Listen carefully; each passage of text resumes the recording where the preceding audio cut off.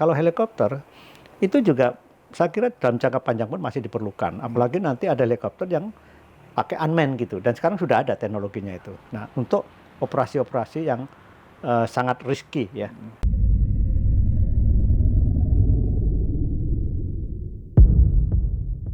Hexiators kembali lagi bersama kami, dan kali ini sedikit berbeda karena kita berbicara dari segi industri. Dan sudah juga bersama dengan kami narasumber kami yang sangat luar biasa. Beliau saat ini sebagai komisaris utama di perusahaan batubara tambang, yaitu Bukit Baiduri Energy. Namun yang unik, beliau memiliki background sebagai seorang diplomat tentunya, juga seorang penulis buku, yaitu beliau Bapak Wahid Supriyadi. Pak Wahid, apa kabar Bapak? Baik, alhamdulillah. Nah, Pak Wahid, ini cukup menarik ya. Saya kalau boleh tahu sedikit Pak, latar belakang Bapak dari seorang diplomat menjadi dubes juga di Rusia, kemudian di UAE, dan hari ini dipercaya menjadi komisaris utama di sebuah perusahaan tambang. Mungkin boleh sedikit Pak ceritanya, kok bisa Bapak tiba-tiba ke sini? Silakan Pak. Saya mungkin termasuk contoh yang langka ya. Iya. Dari jurusan aja tidak meyakinkan. Saya sastra Inggris ya. Oke. Kemudian saya karir pertama di Kemlu, waktu itu ada sekolah dinas luar negeri. Saya termasuk yang nggak pede ya, karena kan ke teman-teman banyak kan HI, banyak kan gitu kayak. Nah, kemudian sambil berjalannya waktu, saya memang memperkaya diri juga dengan ilmu lain. Saya ambil graduate certificate of applied business karena saya melihat ke depan tuh diplomasi kita, diplomasi ekonomi dan budaya. Karena kan kita sudah ada banyak urusan Timor Leste. Nah, dan terakhir, memang saya banyak di penerangan ya, di karir di Kementerian Luar Negeri, di luar juga pejabat penerangan yang notabene sering jadi juru bicara. Tapi jabatan terakhir saya itu adalah staf ahli Menteri Luar Negeri bidang ekonomi dan budaya. Eselon satunya Pak? Iya, kalau budayanya oke lah ya. Ekonominya kan saya tidak pernah punya background ekonomi. Tapi sebenarnya intinya orang itu kalau mau belajar pasti bisa. Apalagi kan makin ke sini fasilitas makin banyak ya. Jadi dulu ternyata waktu saya ambil applied business di Swinburne University of Technology itu sebenarnya saya nggak lulus nggak apa-apa. Teman saya tahu referensi saya baca sendiri aja gitu kan. Nah ternyata lulus walaupun saya mendapatkan 2 pelajaran yang saya tidak pernah dapat, statistik sama accounting. Ya. Tapi ternyata kan lulus. Jadi intinya bisa kalau kita mau saja gitu ya. Dan kemudian juga karena sebagai diplomat duta besar itu kan lebih generalis ya. Jadi saya juga banyak apa yang tren ya, ketika itu ya. Sehingga ketika pulang saya ditawarin perusahaan yang saya juga awalnya juga saya mau ngapain gitu ya. Sebagai komisaris utama di 2 perusahaan tambang ya ketika itu. Nah, tapi memang kita juga sering berdiskusi masalah energi, ya. Kan saya pernah menjabat sebagai Deputy Senior Official untuk APEC, Asia Pacific Economic Cooperation. Nah, di situ kan banyak kerjasama energi, masalah energi baru terbarukan dan batu bara termasuk yang tidak populer sebenarnya gitu kan. Tapi kenyataannya itulah yang paling murah gitu. Jadi saya juga banyak belajar dan juga teman-teman yang teknis ya, teknologi, profesor di situ ada teknologi ya, saya baca bukunya. Jadi tapi itu kan di tingkat komisaris utama juga masalah manajemen. Nah, saya kan sudah 3 kali kepala perwakilan ya, jadi manage orang gitu ya. Jadi akhirnya semua bisa lah kalau kita memang mau berusaha. Ini juga dalam buku saya yang diplomasi ringan dan lucu. Sebenarnya saya ingin memberitahukan pada generasi muda termasuk yang di kampung, you can do it. Ya, you can do it, tapi Anda harus punya determinasi tinggi dan ketika kita menjadi part of birokrasi ya kita udah tidak bebas seperti akademis lagi gitu ya. Jadi di situ kan masalah loyalty, dedikasi itu penting gitu ya. Oke, nah berarti yang Bapak ingin tanamkan ya Pak, saya ini kan termasuk generasi muda Pak ya, berarti harus lebih loyal dan more dedicated terhadap apa yang dicapai. Once Anda masuk bukan hanya birokrasi, perusahaan pun demikian. Kelemahan anak generasi Z ini. Apa sih Pak? Saya Gen Z loh Pak. Iya, itu karena generasi TikTok ya. Semua serba singkat, pengen cepet tahu, tapi tidak mendetail. Nah, kemudian kedua, ketika dikasih beban yang bukan pekerjaannya, cenderung menolak. Nah itu tidak bisa di birokrasi. Justru kita dites. Ya saya ngerjakan waktu di perwakilan, saya ngerjakan kerjaan ekonomi, politik ya. Saya ikut mengerjakan, tapi buat saya itu blessing in disguise. Jadi saya tahu banyak. Nah, kemudian ketika dikasih pekerjaan yang lebih dari, ya mungkin overloaded gitu ya. Ini kejadian di Kemlu yang untuk masuk susah banget. Lumayan yang akhirnya mengundurkan diri. ya. Padahal orang mau masuk situ perbandingannya luar biasa gitu ya. Siap. Tapi ya itu ini sebagai apa juga pembelajaran buat kita. Kalau kita mau maju ya, seperti negara Korea, Jepang, ya cara kerja orang Jepang, orang Korea, ya kan? Mereka tough dalam hal itu. Nah kita rada apa ya, manja gitu. Nah ini kita rubah sikap-sikap begitu. Oke, nah ini saya setuju Pak. Berarti ya memang banyak anak muda tuh yang menganggap ini bukan job desk saya, ini bukan kerjaan saya. Nggak bisa Pak, justru itu adalah blessing. Dan itu pengalaman. Ketika saya menjabat sebagai kepala gitu ya, dari direktur, akhirnya saya bersentuhan dengan yang tadi bukan di kerjaan saya, itu kerjaan teman-teman. Oh saya tahu kerja itu. Sehingga ketika saya diangkat sebagai direktur, saya justru eselon 3 termuda jadi direktur. Kasubdit saya 4B sama 4A. Tapi karena saya sudah pernah acting, saya tahu kerjaan teman-teman itu. Atau waktu direktur saya dulu suruh yang lain boleh sekolah kecuali saya. Tapi saya harus paraf sebelum ke direktur. Jadi saya belajar. Jadi ambil hikmahnya. Nah itu yang kadang-kadang kita tidak sadar. Ambil hikmahnya. Suatu ketika itu akan bermanfaat buat kita. Setuju Pak, luar biasa. Oke, sekarang kita masuk ke topik di penerbangan, khususnya tambang helikopter Pak ya.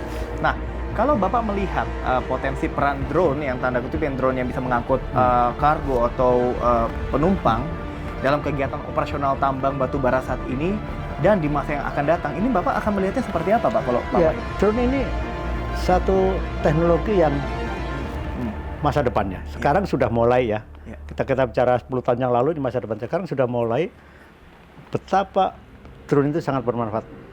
Apalagi kalau menyangkut masalah keselamatan manusia. Lihat aja sekarang perang, ya, Rusia, Ukraina segala macam, India, Pakistan terakhir itu, itu kan penggunaan teknologi drone, banyak kan ya. Nah itu memang ada hal-hal saya kira yang tidak bisa kita kerjakan karena masalah keselamatan bisa dikerjakan oleh drone, ya. Dan jadi ini memang sesuatu yang sangat membantu dalam kehidupan kita sehari-hari. Bahkan di Cina itu kan sudah ada taksi drone yang tidak ada supirnya ya. Ya mungkin orang masih mikir-mikir juga karena kalau terjadi kecelakaan ini kan apa ya, kan tidak ada yang perfect lah semuanya itu. Oke, nah Pak, kalau kita berbicara mengenai aspek operasional saat ini ya, kan drone ini belum bisa dibilang belum ada Pak ya. Masih lebih efektif atau Bapak masih lebih percaya menggunakan helikopter atau Bapak lebih percaya pakai drone kalau dua-duanya ada saat ini? Segmennya tuh beda ya. Kalau untuk misalnya kita punya perusahaan yang luas ya, tambang kan biasanya luas ya. Untuk masalah security, ya drone masih sangat efektif ya, kan tidak mungkin dengan helikopter ya.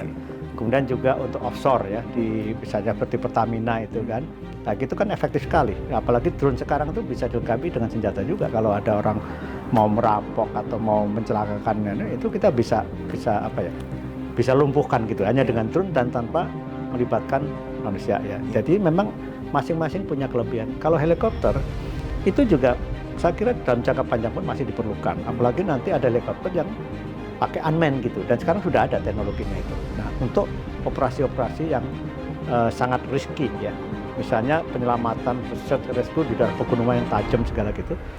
Kan risiko sekali untuk operatornya dari manusia itu kan bisa dengan drone. Jadi bisa gabung, tapi memang segmennya beda ya. Bukan karena saya di tambang. Saya kan tidak mau buang waktu 10-12 jam ya. Sampai ke pusat tambang yang notabene jalannya juga belum bagus-bagus sama, dan kalau hujan kita bisa berhenti ya, bisa lebih lama, bisa nginep di jalan. Nah sementara pakai helikopter kan cuma less than 2 hours ya, kurang dari 2 jam. Jadi ini dari segi efektivitas saya kira belum ada yang lain. Kemudian juga untuk kayak apa ya, kayak flying doctor ya, bukan saya juga ada yayasan namanya Baktimet ya, walaupun belum cita-cita itu belum terrealisasi.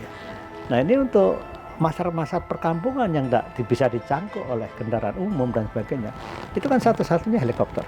Nah, jadi dua-duanya ada segmen yang berbeda, tapi dua-duanya bisa saling mengisi, termasuk misalnya unmanned vehicle itu.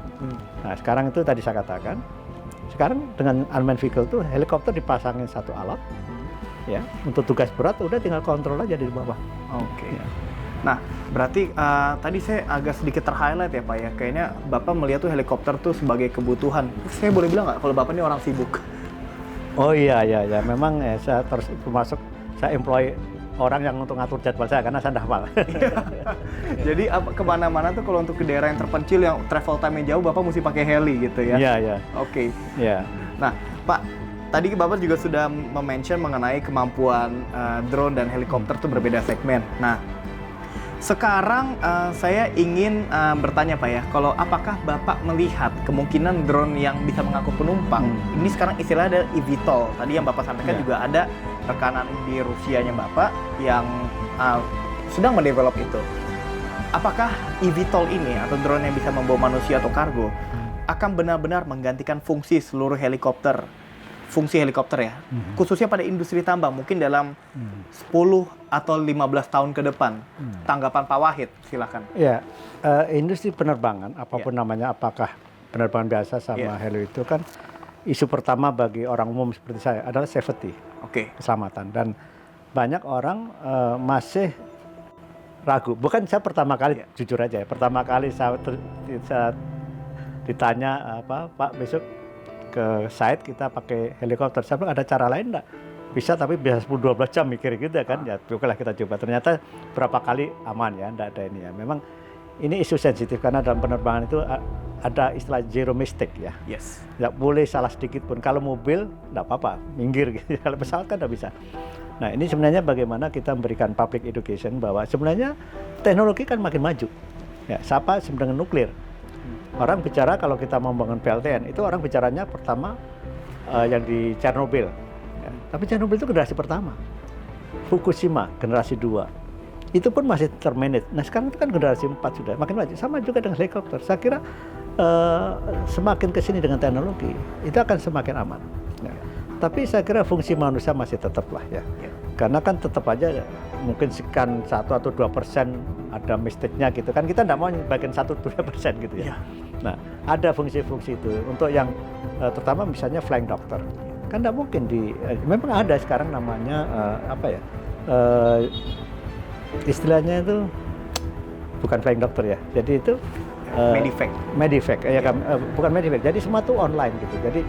Jadi misalnya di satu desa itu cukup ada perawat, kontrolnya dari pusat gitu. Ya. Jadi itu operasi sampai operasi gitu ya. Ya selama ini it's okay gitu. Nah, mungkin nanti maka lama-lama akan menjadi satu hal yang lumrah biasa. Seperti juga dengan helikopter dan drone gitu ya. Saya kira tinggal fungsinya itu nanti apa. Ada hal yang memang perlu kehadiran kita tersendiri. Misalnya kita di mining ya. Kita mungkin setahun 2 kali kita datang direksi, komisaris. Kita kan memang perlu ketemu, interaksi dengan sesama staf manusia di situ. Kan tidak bisa pakai online. Ya, online bisa lah sebenarnya. Tapi kan kita tidak sakrab. Kita ingin tahu juga kan kesejahteraan karyawan bagaimana, ada keluhan apa gimana. Kan tidak bisa pakai Zoom gitu ya. Di Zoom tuh orang tidak akan ngomong apa adanya. Ya begitu kita interaksi. Nah, itu kan perlu kehadiran kita. Lebih heart to heart. Betul. Jadi di situ saya kira masih peran-peran helikopter masih diperlukan ya untuk daripada drone ada juga untuk fungsi-fungsi lain. Pasti ada saling mengisi, ada satu segmen yang berbeda. Ya. Nah, tadi Pak Wahid juga sempat mention bahwa kebutuhan helikopter yang sepengalaman Bapak adalah untuk yang transport VIP. Tapi kalau untuk seperti crew exchange atau mengangkut eksternal kargo-kargo peralatan tambang, itu pernah nggak Bapak alami atau Bapak ketahui sebelumnya kalau ini di sepengalaman Bapak? Ya, saya belum lihat sendiri ya, tapi memang beberapa kan memang untuk yang emergency yang kan bisa dengan akan ada tonasenya helikopter gitu. Tapi berat yang alat berat pasti tidak mungkin gitu ya. Jadi itu pasti lewat darat ya. Jadi ya kenyataannya memang demikian gitu. Bisa yang satu sisi bisa kita angkat pakai helikopter, tapi juga beberapa tidak bisa. Oke, baik. Nah, ini Pak, sebelum pertanyaan terakhir ya Pak ya. Ini Bapak sebagai Dewan Komisaris juga pasti menganggap helikopter itu amat sangat penting untuk mobilitas ke area pertambangan seperti yang Bapak sampaikan. Tapi di sisi lain Pak, banyak juga yang masih menganggap bahwa helikopter itu dianggap sebagai transportasi yang berbiaya tinggi Pak. Nah, namun faktanya banyak yang menganggap helikopter itu sebagai solusi transportasi cerdas atau smart air mobility kalau saya boleh bilang. Nah, tanggapan Bapak terkait hal ini? Ya, mungkin mahal karena masih belum banyak ya. Jadi providernya belum. Nanti kalau sudah masif pasti akan murah ya. Tapi di kota-kota yang macet seperti Jakarta, saya kira it's a good idea ya untuk memiliki ya, karena beberapa senior pejabat itu kan dia uang mungkin dari situ uang, tapi kan dia akan mendapat bisa lebih dari situ gitu. Jadi pasti ada cost and benefitnya kan ada gitu ya. Nah, saya kira nih ke depan perlu juga ya mempertimbangkan satu perusahaan yang provide untuk kota lah, mungkin paling Iya. jauh ke Bandung atau apa gitu ya, karena memang keperluan orang beda-beda dan untuk seorang CEO di perusahaan-perusahaan besar kan waktu itu kan sangat krusial ya, Iya. karena dia habis dari ini dia harus terbang kemana dan sebagainya itu kan nggak bisa dengan konvensional ya. Jadi peluang saya lihat banyak di situ, tinggal memang masalahnya bagaimana membuat itu terjangkau ya. Siap. Tapi memang ada segmen juga untuk middle up. Saya kira itu kalau orang-orang seperti ini tidak terlalu berpikir masalah itu ya. Tapi Iya. karena dengan helikopter itu lebih efisien dan lebih efektif, dan Indian juga akan meningkatkan performa dari perusahaan. Oh, jadi helikopter itu maksudnya kan kita efisiensi waktu. Terbang dengan helikopter itu bisa ningkatin performance perusahaan, Pak? Oh ya, iya. Ya, terutama untuk hal-hal perusahaan-perusahaan yang strategis ya. Iya. Itu kan masalah kecepatan waktu, masalah efektivitas itu kan sangat penting. Iya. Ya, kita terlambat untuk menangani satu kasus ya. Itu bisa juga berakibat buruk terhadap performa perusahaan kan. Ya. Misalnya dalam satu perusahaan besar ya, misalnya katakan mobil atau apa ya, kemudian ada satu kecelakaan yang tidak disengaja yang memerlukan kehadiran seorang pemimpin atau eksekutif gitu. Karena kan yang di lapangan mungkin tidak punya mandat untuk menyelesaikan itu kan perlu kecepatan ya. Ya bisa sih dengan Zoom, tapi Zoom itu kan tidak bisa menggambarkan semua detailnya. Gitu. Ya, jadi saya kira dalam hal-hal tertentu itu masih masih reasonable gitu ya. Tapi mungkin permasalahannya untuk yang rada-rada middle lower gitu loh. Ya. Tapi dia memerlukan kecepatan. Itu kan perhitungannya masalah harga gitu ya. Nah, saya kira semua kalau memang demand banyak, saya kira akan mengikuti kan. Iya. Dulu kan enggak menyangka lah ya kita bisa pergi kemana-mana dulu, makanya kalau zaman dulu ya, kalau orang mau naik haji itu satu kampung bisa nganterin. Karena apa? Kemungkinan pulangnya susah. Jadi gimana Pak maksudnya? Kan dulu pakai kapal. Oh iya. Bisa berbulan-bulan, bisa tahunan gitu kan. Nah sekarang kan dengan terbang kan ya cepat sekali kan, cuman udah nyampe berapa? Kalau Saudi kan paling 8 jam ya. 8 jam. Itu bisa dulu kan berbulan karena pakai kapal. Saya pernah dengar sih cerita-cerita zaman dulu kayak gitu, Pak. Iya, di desa. Oke, baik. Pak Wahid, ini terima kasih banyak Bapak untuk waktu dan wawasannya serta ilmu dari Bapak. Sangat bermanfaat untuk kami, Pak. Kami sekali lagi mengucapkan terima kasih dan salam sehat selalu dan sukses untuk Bapak. Terima kasih. Terima kasih kesempatan juga. Saya terima kasih banyak. Oke. Dan Hexyaters, itu dia tadi perbincangan kami dengan Komisaris Utama dari PT Bukit Biduri Energy yang memiliki latar belakang seorang diplomat. Tentunya sangat menarik bukan? Tidak hanya berbicara mengenai industri, tapi berbicara juga mengenai pesan dan moral kepada kita semua. Jangan lupa untuk datang ke Heli Expo Asia di Cengkareng Heliport 20-24 Agustus 2025. Sampai jumpa.